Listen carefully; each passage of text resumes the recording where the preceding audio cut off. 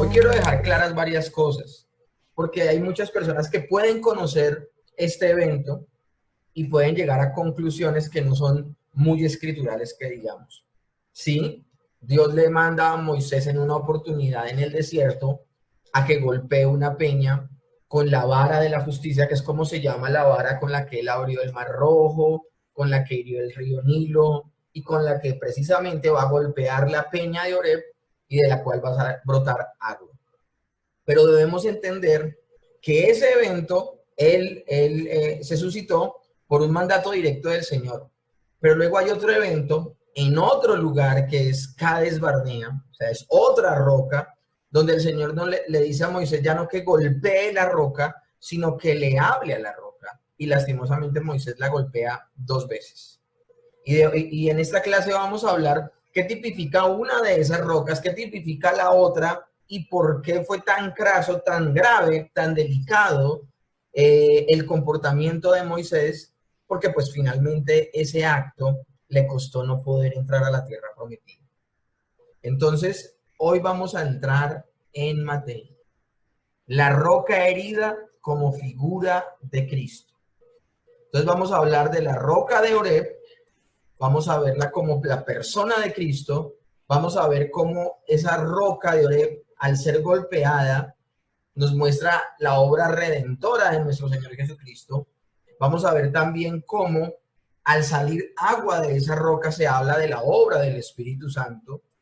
También vamos a mencionar en esta clase la roca que les decía hace un momento de Cades, otro lugar donde se habla de nuestro acceso al Señor y donde lastimosamente, sin que sea la voluntad del Señor, se hiere esa segunda roca y nos habla de por qué el Señor no quería que esta roca fuera golpeada, sino que a esta roca se le hablara, apuntando a la suficiencia del sacrificio de Cristo, que fue una vez y para siempre. Y también vamos a hablar de cómo esa peña doblemente herida fue un motivo de juicio por parte del Señor. Finalmente veremos un resumen de estas dos historias y cómo se aplican a los creyentes.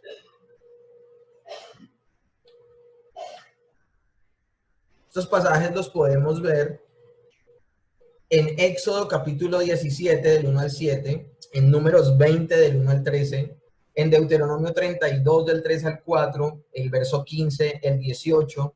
También podemos ver no sobre este evento, pero sí sobre lo que tipifica la roca en Isaías 48, 21, y también se habla de estos eventos en 1 Corintios 10 al 4. Estamos viendo tipología de eventos y circunstancias. Bueno, otro tipo similar al que hemos visto en relación con el maná, lo que encontramos ahora es una roca golpeada y el agua que brota de ella. La roca herida es también un prototipo del Mesías, una representación de su muerte y contempla además el derramamiento del Espíritu Santo y la vida que se recibe por medio de él como resultado de la redención consumada en la cruz. Y eso es tan importante. Eso lo nombraba aún ayer en clase. ¿Cómo está ligada la muerte de Cristo, la redención que él logró por su sacrificio perfecto? ¿Cómo tiene que ver esa muerte y resurrección con el derramamiento del Espíritu Santo? El Señor le dice a sus discípulos, les conviene que yo me vaya, porque si no, no vendrá el Consolador, el Espíritu Santo. Entonces miren cómo está ligado. Y en la roca de Oreb vamos a ver eso, cómo en Moisés, por orden del Señor, la golpea y de ella va a brotar agua. En otras palabras, el maná habla de la encarnación, que fue lo que hablamos la semana pasada, cuando Cristo llegó a ser el pan de vida. Entonces fue golpeado para ser el agua viva. Él le dijo a las personas que estaban con él cuando él multiplicó los panes y los peces, y luego al otro día los vuelven a buscar para que otra vez les multiplique los alimentos. Él les dice que ellos lo buscan pues por interés, pero que ellos deben trabajar es por la comida que a vida eterna permanece. Y él les dice, porque yo soy verdadera, porque mi cuerpo es verdadera comida y mi sangre es verdadera bebida.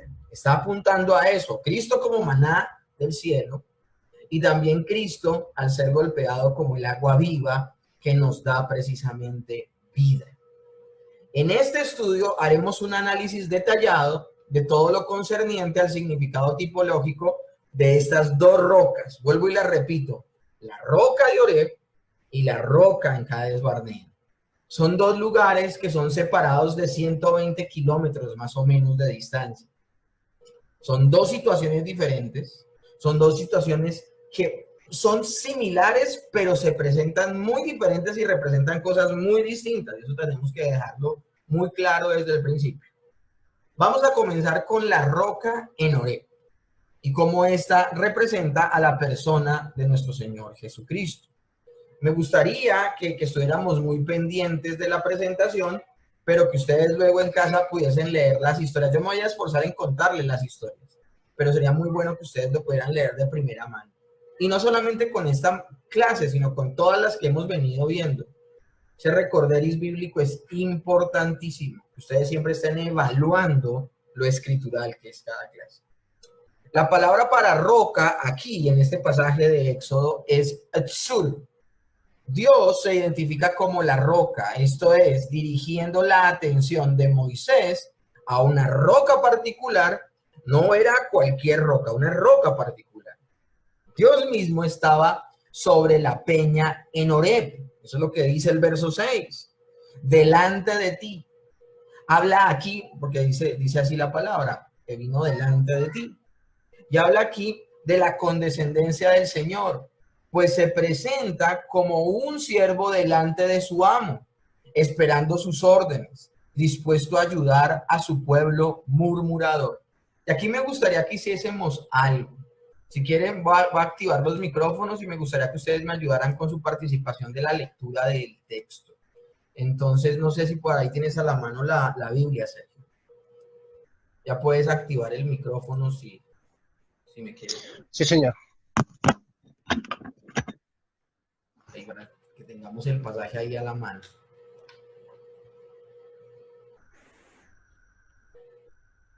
Éxodo capítulo 17, verso 6, si me ayudas a leerlo.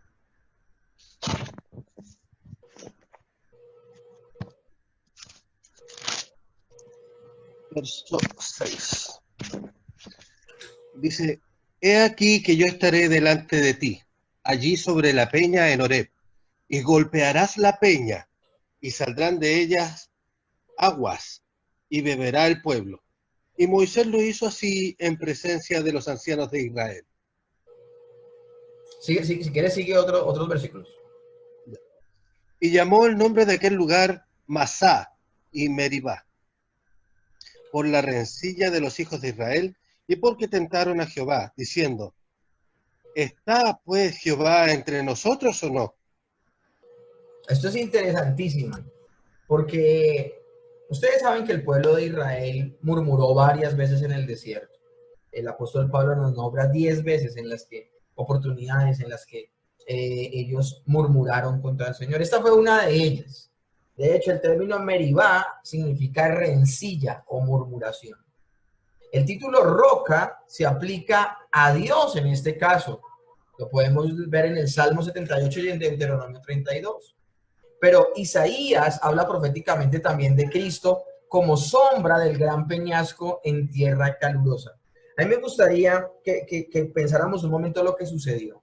El pueblo murmura contra Dios y se quiere venir encima de Moisés. O sea, quieren coger a Moisés como su profeta y lo quieren, mejor dicho, levantar. Pero el Señor, ¿cómo es la manera que reacciona? ¿Cómo es la manera que reacciona el Señor ante esta actitud pecaminosa del pueblo?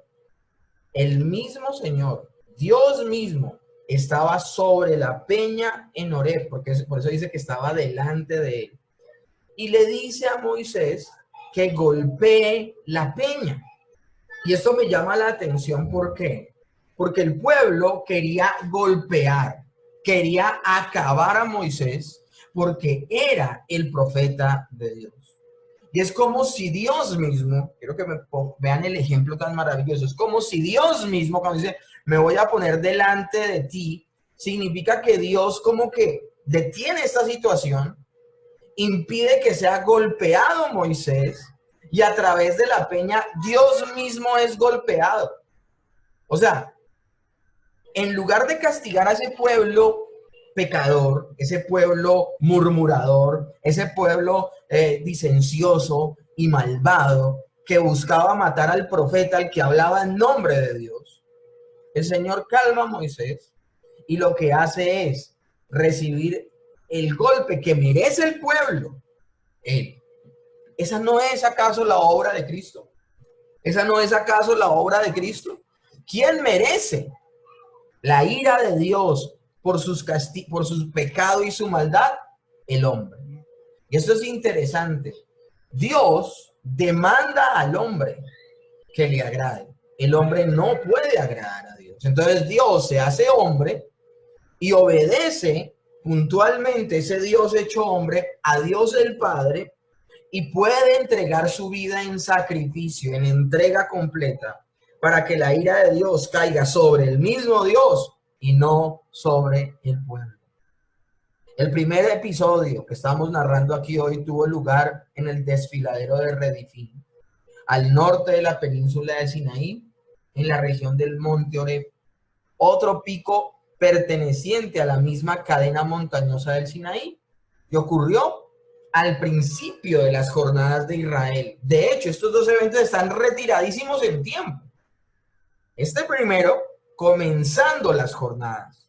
Resulta interesante fijarnos en el hecho de que los nombres que se dieron a aquel lugar fueron Masha y Meriba.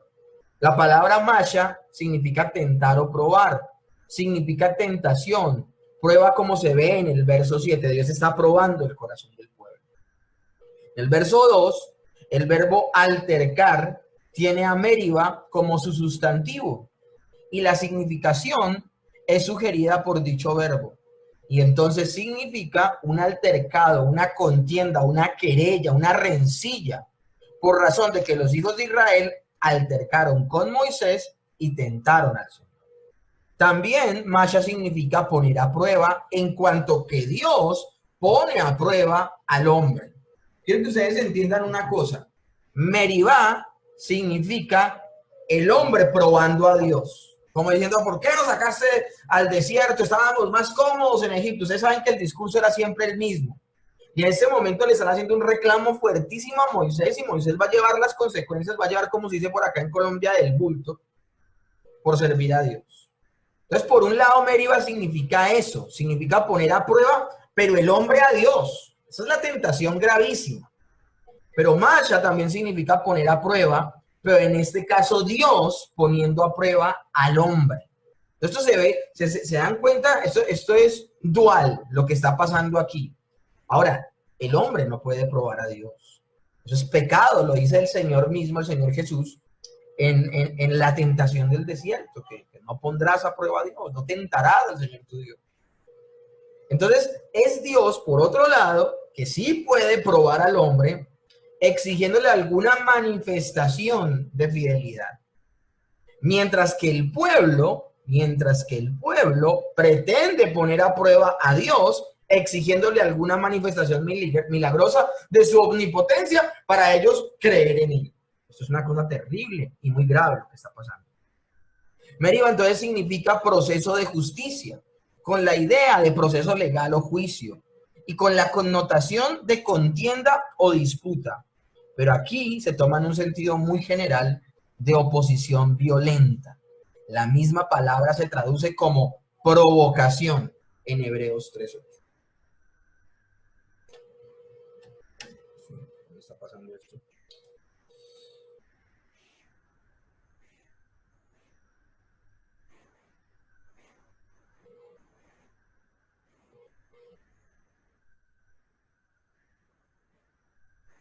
Perdón, pero es que me está fallando aquí como esto.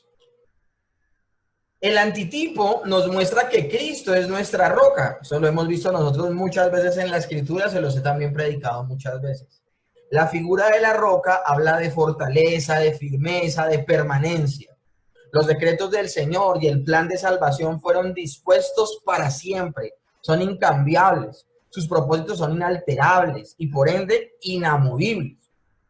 Una roca sugiere también eternidad, sugiere inmutabilidad, como son los atributos esenciales de Dios y de nuestro Señor Jesucristo. Dios es el mismo ayer, hoy y por los siglos.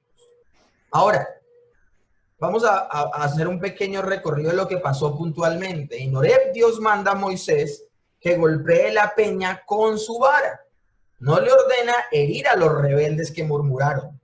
La vara de Moisés, obradora de prodigios maravillosos y sobrenaturales, mediante el poder divino, llamada a veces la vara de Dios o la vara de la justicia de Dios. Esta vara de la justicia es símbolo de juicio.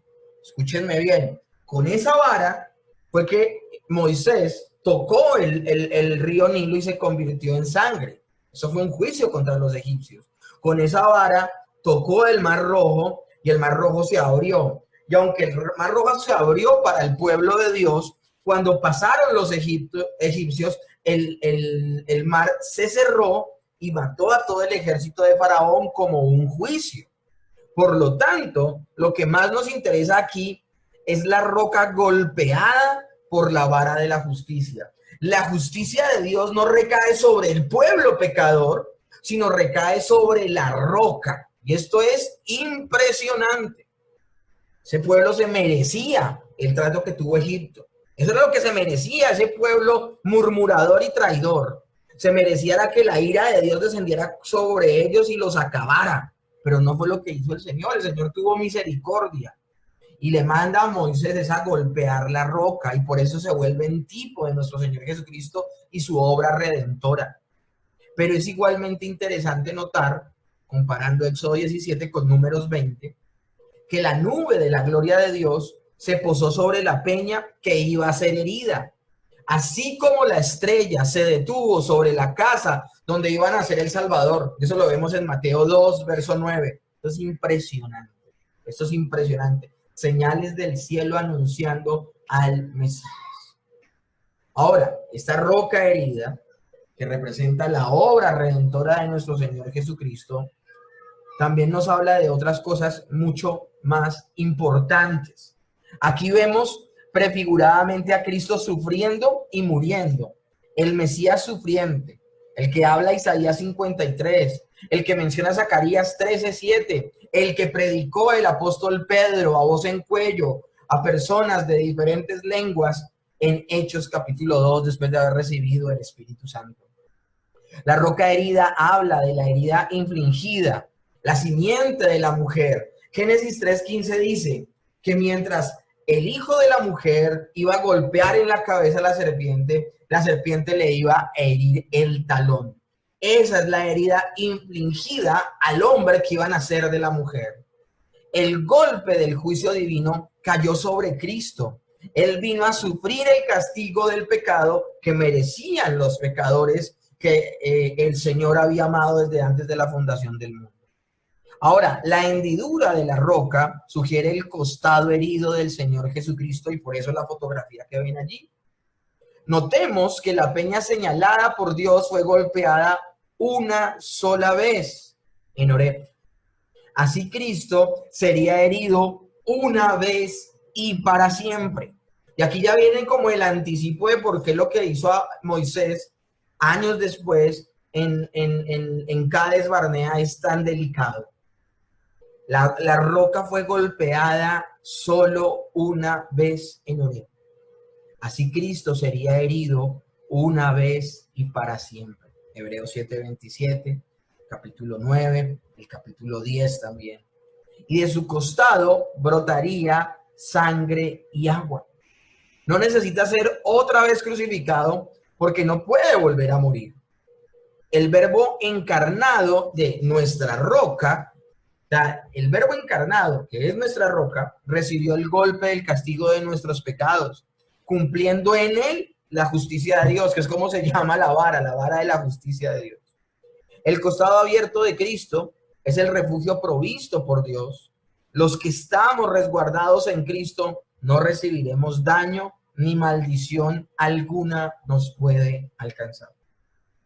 Las llagas del Señor nos abrieron el cielo, pues la sangre redentora que brotó de sus heridas es la fuente de las inmensas riquezas de la gracia que fluyen a raudales de nuestro Salvador. Yo vi muchas fotografías acerca de del Señor Jesús en la cruz, pero me pareció la más llamativa cuando la lanza, se la incrustan en el costado y brota de él precisamente sangre y agua. Me parece que es una de las imágenes, podríamos decir, emulando, recordando lo que sucedió en ese momento, porque ese es el propósito de esa fotografía, no adorarla, sino como emular de alguna manera lo que pasó en la cruz. Podría ser un momento categóricamente paralelo a la roca brotando agua, a la roca brotando agua. Obviamente la roca es una sombra y vemos la sustancia en el sacrificio perfecto de nuestro Señor Jesucristo. El agua de la roca también representa la obra del Espíritu Santo. Eso lo podemos ver en Nehemías 9, en el Salmo 105 y en el mismo Éxodo 17. Es importante el hecho de que las aguas no manaron de la peña hasta después de haber sido herida, después de haber sido golpeada, después de que se abre una hendidura en la peña y brota de ella agua. Ahora, aclaro algo, esto es un evento completamente sobrenatural. ¿Qué sentido tiene que de una piedra brote agua? Una cosa es abrir un pozo y que haya aguas subterráneas, pero otra cosa muy distinta es que de manera milagrosa de una piedra brote agua. Una piedra es una roca puesta sobre la tierra, no está conectada con nada. Es un milagro, es la obra divina de nuestro Dios. Así es precisamente la obra de nuestro Señor Jesucristo. La obra de nuestro Señor Jesucristo. El agua corriendo entonces simboliza al Espíritu Santo. Espíritu Santo que no nos fue concedido hasta que el Señor Jesucristo murió en la cruz, consumó una obra perfecta, murió y resucitó. El agua entonces corriendo simboliza al Espíritu Santo, pero el agua en reposo es símbolo de las Escrituras. Cristo después de su muerte envió al Espíritu Santo. El Espíritu Santo no vino hasta que Cristo fue muerto, resucitado y ascendido a los cielos. Así se establece una relación entre la crucifixión y la venida del Espíritu Santo en el día de Pentecostés. Vuelvo y repito, el Señor les dice en Juan a los discípulos, les conviene que yo me vaya, porque si no, no puede venir el Espíritu Santo. El agua que salió del costado de Cristo sugiere su gracia abundante. De ahí que el agua que brotó de la roca sea tipo de los ríos de agua viva, de los cuales habló Jesús cuando se refería al antitipo. El Espíritu Santo que había de recibir del Mesías los que creyesen en él, y esta experiencia está al alcance de todos los sedientos que quieran beber del agua de vida. La roca entonces de Dios es pues otra provisión espiritual para que los verdaderos hijos de Dios puedan apagar su sed, y por eso la abundancia de aguas que vertió la roca herida simboliza el refrigerio que en virtud de la gracia divina viene por medio del Espíritu Santo para suplir las necesidades espirituales del pueblo del Señor. Así como el agua vivificante brotó de la roca, igualmente la vida eterna proviene de la roca que es nuestro Señor Jesucristo, que es nuestro Señor Jesucristo. Seguimos hablando de la roca y del agua que brotó de ella como la obra del Espíritu Santo. Así como el agua estaba allí para todos los que bebieran de ella, también la salvación está disponible para todos los que se apropien de ella por la fe. Y así como el agua sacia la sed, también se sacia para siempre la sed espiritual por la fe en Cristo. Así vemos, por tanto, que siendo la roca herida un prototipo de Cristo, la vida eterna que Él ofrece está al alcance del que quiera tomarlo. Y asimismo el poder que necesitamos para nuestra vida cristiana, para este andar diario, para este peregrinaje en la tierra, simbolizado también por el agua de la roca, nos viene igualmente mediante la acción del Espíritu Santo, obrando en todos nosotros. La sed que tenía nuestra alma la calmó la obra de nuestro Señor Jesucristo. Pues el Señor le dice a la mujer samaritana, si tú tomas de esa agua volverás a tener sed, pero si tomas del agua que yo te ofrezco, nunca más tendrás sed. Está hablando de que Cristo calma la sed del alma que se encuentra perdida. Pero esa alma, una vez salva por la obra de nuestro Señor Jesucristo, esa alma será refrescada constantemente por la obra del Espíritu Santo para este peregrinaje en esta tierra maldita y desierta. como es el mundo. Ahora llegamos a la otra roca, y es la roca de Cades Barnea, nuestro acceso al Señor. ¿No? Voy a hacer aquí algo, y es que voy a explicarles con el paso que vaya presentándoles las diapositivas lo que sucedió en Cades, pero también hacer muchas diferencias y muchas salvedades entre una y otra. Por ejemplo, si Oreb significa yermo, desierto, seguía, eso significa Oreb, el lugar donde sucedió lo primero. Cades significa santo. Entonces quiero que se den cuenta que aún los nombres de los lugares donde están estas rocas representan momentos de la vida del Señor Jesús. Ustedes saben que el ministerio del Señor Jesús se habla de un ministerio de humillación y un ministerio de exaltación. Cuando hablamos del ministerio de humillación del Señor, estamos hablando desde que Dios se hace hombre, eso es una humillación. Se humilló hasta lo sumo, dice la palabra. Ahora, ese hombre vive una vida santa, es verdad, pero tiene que estar sujeto a todo lo que un humano está sujeto, a dormir, a cansarse, a comer, tener que ir al baño, bueno, todo este tipo de cosas. Eso de alguna manera hace parte del ministerio de humillación del Señor. Ahora, sin contar que lo maltratan, lo golpean y finalmente termina muerto en una cruz. Todo eso hace parte de su ministerio de humillación. Pero cuando hablamos de su ministerio de exaltación, estamos hablando de cuando el Señor vuelve de entre los muertos. Vuelve de entre los muertos, asciende a la derecha y reina a la derecha del Padre. Ese es el ministerio de exaltación. Entonces podemos ver en Oreb ese ministerio de humillación, yermo, desierto, sequía, espinas, sufrimiento, dolor. Y en Cades vemos que significa santo, que significa su ministerio de exaltación. Las dos manifestaciones de la obra maravillosa de nuestro Señor Jesucristo que eran necesarias. Y por esa razón es tan importante lo que representa Cades. Y por eso se va a tornar tan triste, tan desafortunado y un hecho de verdad lamentable el comportamiento de Moisés. Dios manda ahora a Moisés a que le hable a la roca después de haber sido herida en Oreb. Vimos cómo allí el Señor dijo a Moisés que golpeara la peña, pero en este caso estamos hablando de Números 20, del 1 al 8.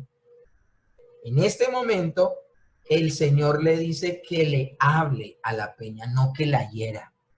No le dice, toma la vara y golpea, le dice, háblale a la peña.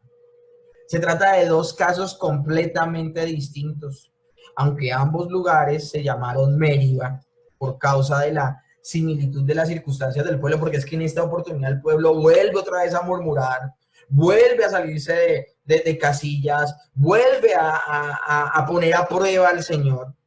Pero en este segundo episodio ocurrió ya no en Oreb, sino en Cades, como les digo, a 120 kilómetros de distancia, región situada en el extremo sur de Hebrón, por cuyo territorio deambularon los hijos de Israel durante 37 años, después de vagar por el desierto. Imagínense, en Oreb acababan de comenzar sus jornadas, en Cades Barnea duraron 37 años vagando. Eso es increíble. Volviendo al lugar donde sus padres habían tentado a Dios, el mismo sitio en el que murió María, la hermana de Moisés, y muy cerca del monte Hor, donde también murió Aarón. Ese es el lugar donde queda Cades. Es el lugar donde queda Cades. Una pequeña ubicación geográfica. La roca en los dos casos tipifica a nuestro Señor Jesucristo. Pero la palabra para roca aquí en la de Cades Barnea es Selah, no Shur como la anterior, y designa una roca elevada, lo cual nos habla de la resurrección de Cristo y su exaltación en el cielo. Así vemos a nuestro Señor Jesús levantado entre los muertos y exaltado con la diestra de Dios. Hechos 5, 30 al 32 nos habla precisamente de esto, la exaltación de nuestro Señor Jesucristo. En cuanto a la vara que Moisés tenía en esta ocasión, y acá es donde comienzan los eventos desafortunados, porque es una ignorancia completa de la simbología de cada uno de los elementos. En cuanto a la vara que Moisés tenía en esta ocasión, no era la vara de justicia con la que golpeó el Mar Rojo, con la que hirió el río Nilo y con la que golpeó la peña en Horeb. En esta situación era la vara sacerdotal que pertenecía a Aarón. ¿Cuál?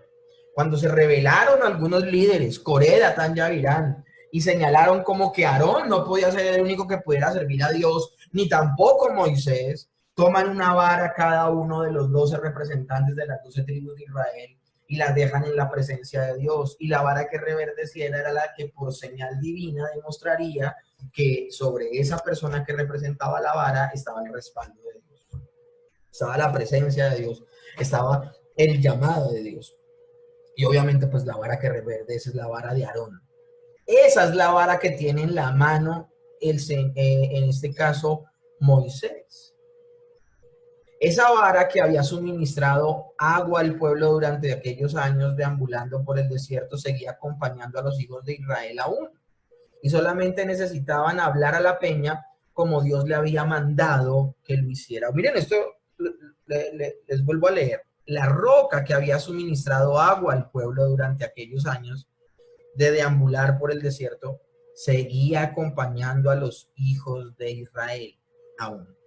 Y solamente necesitaban hablar a la peña como Dios le había mandado que hiciera. Así, después de haber sido muerto y resucitado, nuestro Señor Jesucristo acompaña al pueblo de Dios y podemos recibir de él los beneficios que se derivan de hablar en oración, por cuanto él ejerce su mediación sacerdotal a nuestro favor. Ya no tenía que ser herida nuevamente la roca. ¿Por qué razón? Porque un creyente ya después de que el Señor Jesucristo fue muerto solo una vez, solo recibe los beneficios. Ahora esos beneficios, tú eres consciente de esos beneficios, porque hay creyentes que sencillamente no son conscientes, no los reclaman, no los viven. El creyente vive en esos beneficios que ya tiene por estar unido a Cristo, y es importantísimo que active allí su vida de oración, su vida de comunión con Dios. Por eso es tan importante el simbolismo de háblale a la peña. Háblale a la peña. Es el Cristo compañero quien representa esta roca, al Cristo que nosotros venimos a la presencia de Dios, al que le clamamos. ¿Cómo cerramos nosotros nuestras oraciones siempre? En el nombre de Jesús. Y no sé si ustedes tengan eso como un amuleto o como un cierre de oraciones. No, eso significa cuando yo cierro una oración diciendo en el nombre de Jesús, es mi conciencia de que si yo estoy en la presencia de Dios es por la obra redentora de Cristo, por la obra mediadora de Cristo. Es por estar en Cristo que puedo tener comunión con el Padre. Esto es importantísimo porque el mismo Padre puso las condiciones de que se necesitaba de un mediador, de un mediador. Entonces, hablarle a la peña habla de esa vida de comunión con el Señor. Todo en ese lugar representaba al Cristo resucitado. La palabra Selah, que significa roca elevada. La misma vara que tenía en la mano en ese momento Moisés, que representa la resurrección, porque es que la vara de Aarón que reverdeció tipifica también la resurrección. Miren ese cuadro que está allí. Una vara completamente seca y que una sola noche, por la obra de Dios en ella, reverdeció, echó flor, hoja y fruto. Es una vara de almendro. Esa vara finalmente reposaría en el arca del pacto como señal, juntamente con las tablas de la ley y el maná que había descendido del cielo. Una cosa impresionante. Pero todos estos elementos simbólicos son pasados por alto en un ataque de ira.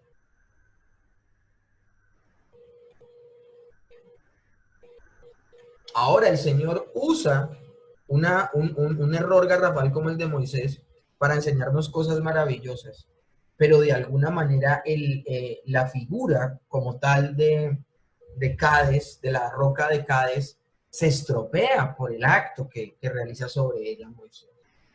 La roca que fue golpeada una vez no necesitaba volver a ser herida con un golpe más, solo un golpe bastaba.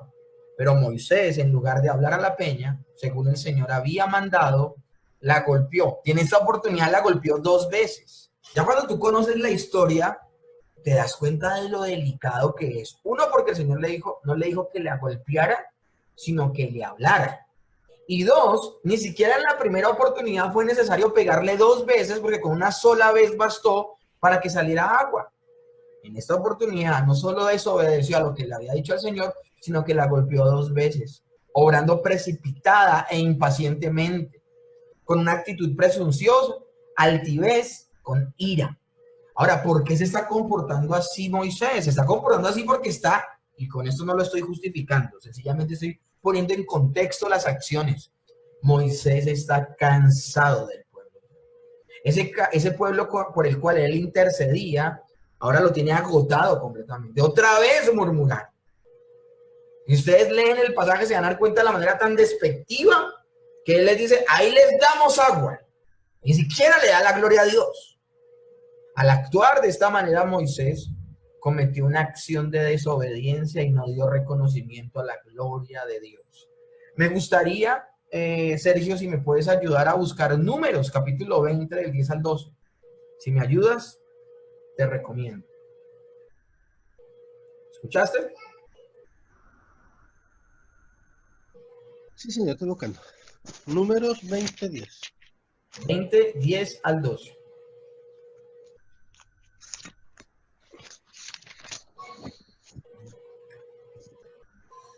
10 al 12.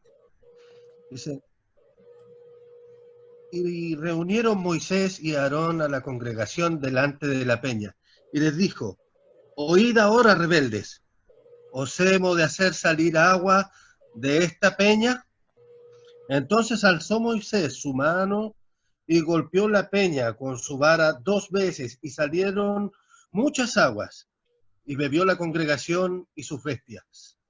Y Jehová dijo a Moisés y a Aarón, por cuanto no creísteis en mí para santificarme delante de los hijos de Israel, por tanto no meteréis esta congregación en la tierra que les he dado. Eso es una cosa que uno se le pone la piel de gallina, le da unos escalofríos. Así él fue castigado a causa de su incredulidad. Y por ello fue añadido a la generación que murió antes de entrar a la tierra prometida. Efectivamente, en las palabras de Moisés del verso 10 que acaba de leer Sergio, se ve cierta incredulidad por parte de él. El salmista dice de Moisés que en aquella ocasión profirió palabras imprudentes, así lo cita el Salmo 106 del 32 al 33, palabras imprudentes. Como consecuencia de su incredulidad y desobediencia y de haber desconfiado de la omnipotencia divina, Moisés, Aarón y el pueblo fueron excluidos de la entrada a la tierra prometida. Pero además Moisés destruyó el símbolo de la obra perfecta de Cristo a causa de su provocación, olvidándose de las palabras que había recibido de Dios. Arruinó la figura de una de las verdades fundamentales de nuestra fe. ¿Cuál? La verdad de que el sacrificio de nuestro Señor Jesucristo, del Hijo de Dios, es un sacrificio único y suficiente y por tanto no necesita repetirse jamás. Por eso es tan grave. Por eso es tan grave.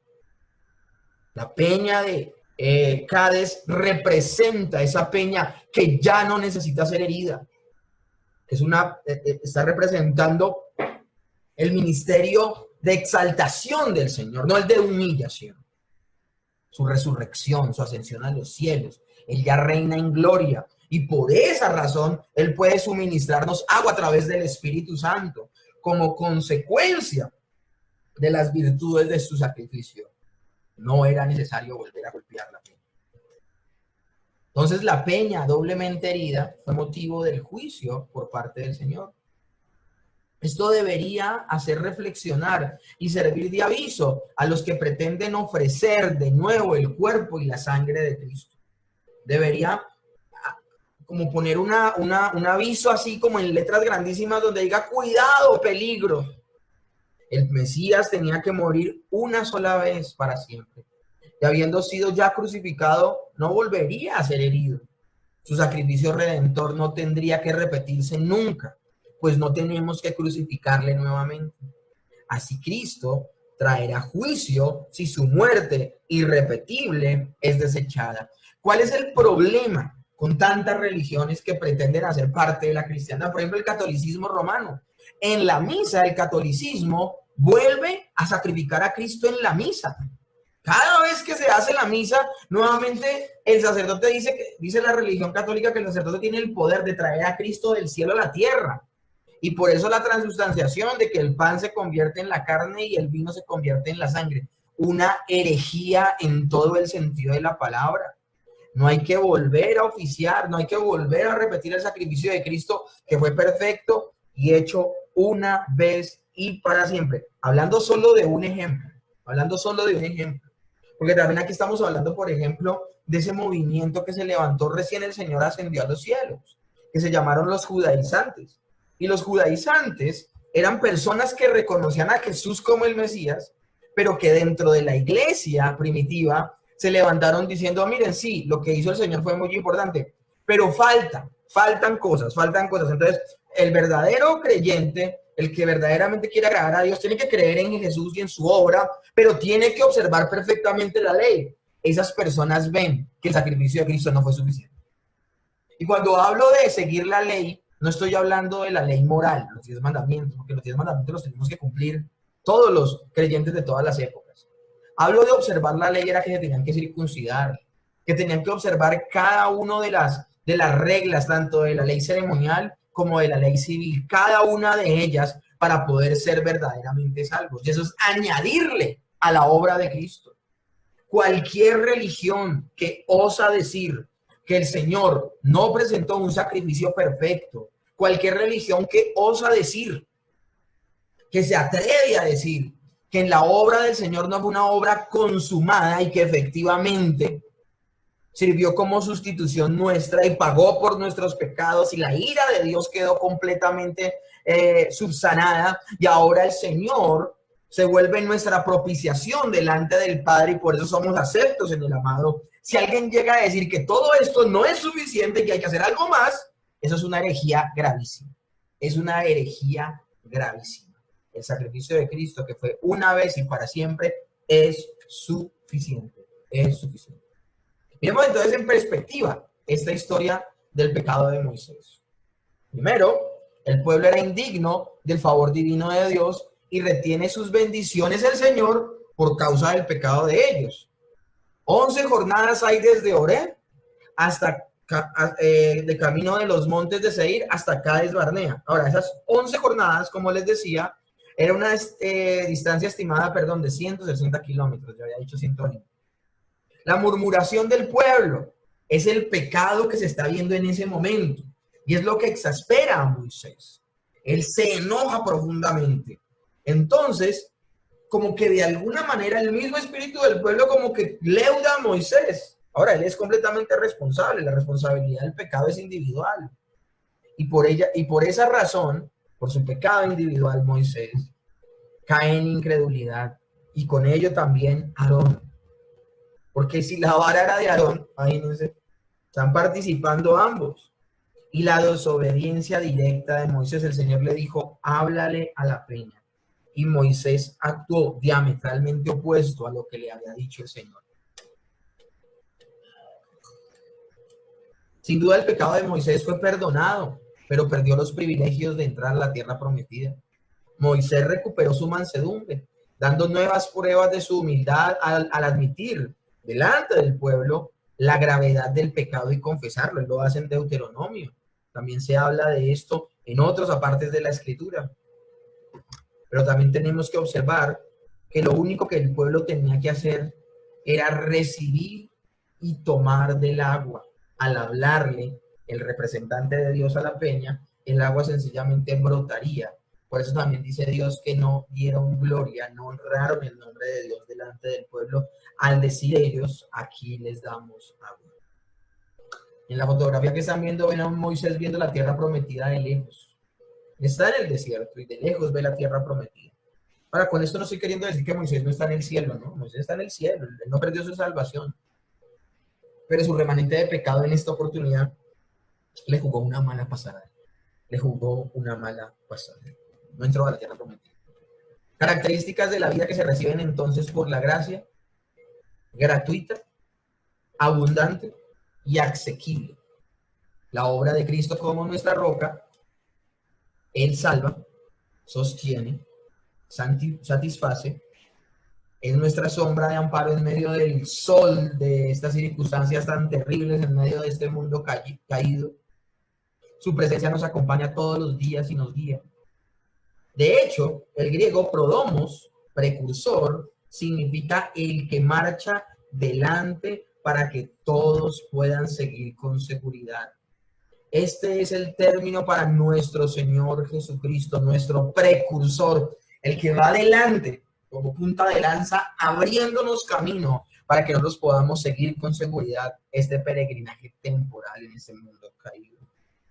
Nadie, ningún creyente caerá porque está sobre la roca. No es por la fuerza con la que se toma de la mano de Dios, sino porque Dios lo sostiene fuertemente.